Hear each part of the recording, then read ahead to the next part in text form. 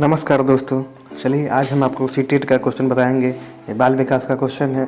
ये आज हमारा दूसरा क्लास है। पहला क्लास हमारा यूट्यूब पे है, आप लोग जाके देख सकते हैं। ये सब क्वालिटी क्वेश्चन है, ऐसे क्वेश्चन एग्जाम में आपको सीधे देखने को मिलेंगे। परीक्षा से पहले देखें, पेपर ऐसा ही आता है, यही हमारा कहना है।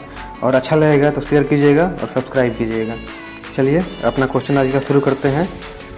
आइए यहाँ पे आ जाइए। हमारा पहला क्वेश्चन है, वंचित समूह के विद्यार्थियों को सामान्य विद्यार्थियों के साथ ही पढ़ाना चाहिए, इसका अभिप्राय है। मतलब क्वेश्चन के कहने का मतलब है, कोई समाज का लड़का अगर पिछड़ गया है या निचली जाति का है तो उसको हम ऊंची जाति के लड़का या किसी भी सभी बच्चों में भेदभाव न करके सबको एक साथ बैठा के पढ़ाएं। इसका क्या मतलब होना चाहिए? पहला आपका आंसर है, पहला आपका ऑप्शन है ऑप्शन ए, सामरसी शिक्षा। सामरसी शिक्षा का मतलब होता है सभी विद्यार्थियों को एक साथ मिलकर पढ़ाएं, एक ही छत के नीचे पढ़ाएं बिना भेदभाव किए। आपका दूसरा है विशेष शिक्षा। विशेष शिक्षा उन बच्चों को दिया जाता है जो मंदबुद्धि होते हैं या थोड़ा कम समझ वाले होते हैं, तो ऐसा भी नहीं करना है।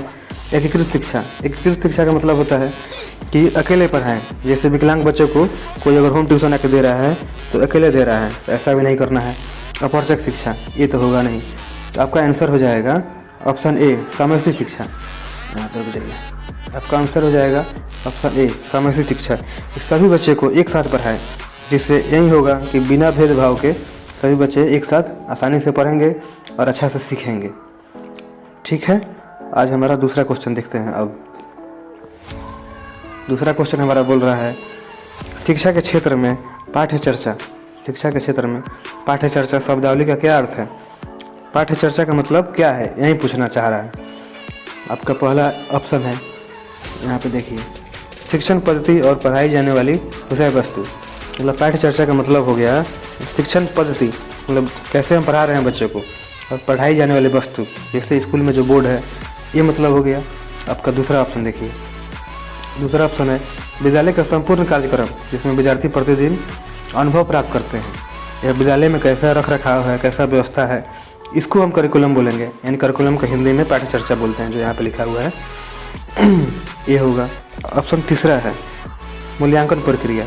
मूल्यांकन में बच्चों को निर्धारित किया जाता है, मतलब ग्रेड दिया जाता है कि बच्चा कौन सा बच्चा कैसे पढ़ने में है, ये तो होगा नहीं। और ऑप्शन डी बोल रहा है कक्षा में प्रयुक्त की जाने वाली पाठ्य सामग्री। यानी कक्षा में जो बच्चों को किताब है, कॉपी है, उसको हम पाठ्य चर्चा बोलेंगे। तो ये सब कोई नहीं होगा। आपका सही आंसर हो जाएगा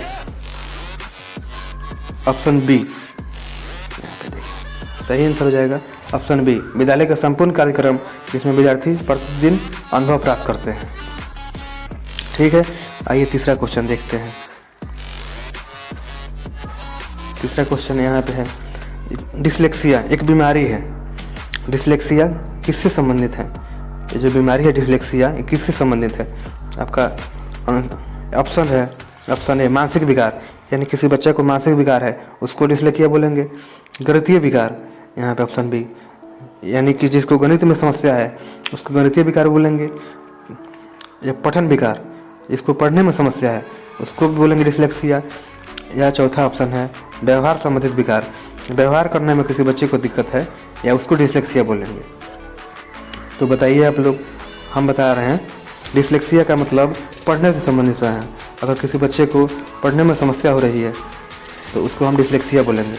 किसी बच्चे को कैलकुलेशन संबंधित गणित में समस्या है, उसको हम गणितीय विकार बोलेंगे। बाकी जो दो है उसको हम आपको अगले वीडियो में बताएंगे। चलिए चौथा क्वेश्चन देखते हैं आज का। चौथा क्वेश्चन देखिए, विशेष आवश्यकता वाले बच्चों को शिक्षा उपलब्ध कराई जानी चाहिए।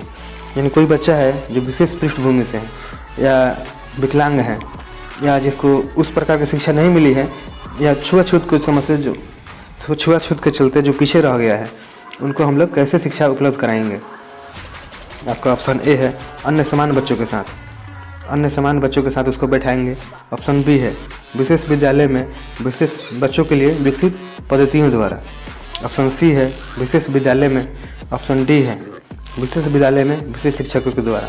तो देखिए, हमने आपको ऊपर में बताया कि हम लोग किसी बच्चों को भेदभाव नहीं करना है, यानी सामरसी शिक्षा देना है। कोई विशेष आवश्यकता वाला है या कोई नॉर्मल बच्चा है, सबको एक ही साथ पढ़ाना है। इसलिए आपका आंसर ऑप्शन ए हो जाएगा। यहाँ पे देखिए, आपका आंसर ऑप्शन ए हो जाएगा। अन्य समान बच्चों के साथ ही सबको हम लोग को शिक्षा देना है। क्वेश्चन नंबर 5वां आज हम लोग का देख लीजिए, और ये हमारा आज का अंतिम क्वेश्चन है। डैश प्रतिभाशाली होने का संकेत नहीं है, मतलब इसमें से क्या प्रतिभाशाली होने का संकेत नहीं है। ऑप्शन ए है सृजनात्मक विचार, यानी बच्चा तेज है, मतलब पढ़ने में बहुत तेज है। ये प्रभावशाली होने का संकेत नहीं है, ये तो प्रभावशाली होने का संकेत है कि बच्चा तेज है, दूसरों के साथ झगड़ा करता है। देखिए, दूसरों के साथ बच्चा अगर झगड़ा करता है तो वो बच्चा को प्रतिभाशाली नहीं बोलेंगे। अभिव्यक्ति में नवीनता, यानी बच्चा सबसे मिलकर रहता है, किसी से झगड़ा नहीं करता है, ये भी अच्छा बात है। जिज्ञासा मतलब बच्चे के अंदर कुछ करने की क्षमता है, तो ये भी बढ़िया बात है। लेकिन दूसरों के साथ झगड़ना, जो आपका यहाँ पे देखिए, जो आपका ऑप्शन बी है, दूसरों के साथ बच्चा झगड़ा करता है, तो ये प्रतिभाशाली बच्चा नहीं है, ये बच्चे में कुछ कमी है। जी, यही था आज का क्वेश्चन, और अच्छा लगा होगा तो सब्सक्राइब कीजिएगा। धन्यवाद।